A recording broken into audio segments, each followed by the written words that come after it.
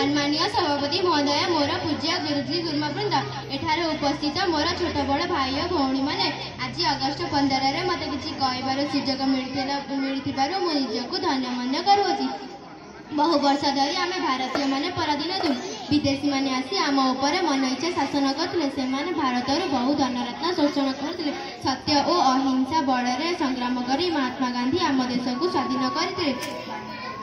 1947 मसीहा अगस्ट मास 15 तारिख दिन आम भारत स्वाधीन होता। आज आम 77तम स्वाधीनता दिवस पालन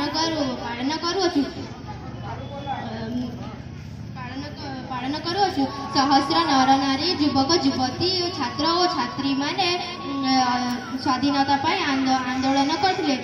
महात्मा गांधी आह्वान कहते जे कुटी खाओ काटी पिंध स्लोगान सारा देश प्रतिनिधि होता। 1942 मसीहा बॉम्बे गोवाड़िया टैंक मैदान ठार भारत छड़ा करेंगे या मरेंगे स्लोगान दि जाता। 1944 मसीह सुभाष बोस कहते मत रक्त दियो मु तुमको स्वाधीन करी।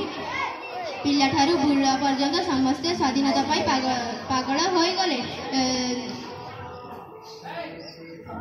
समस्ते पिला ठारू बुढ़ा पर्यंत समस्ते पागल हो गले।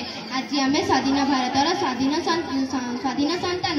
आज आम से झंडा तले ठिया हो शपथ नेबा कि भारत को एक महान करी गढ़ा। मुझे कही मोर वक्तव्य चेष्टा करी। जदि कौटी त्रुटि होती मत क्षमा करेंगे। वंदे मातरम की जय।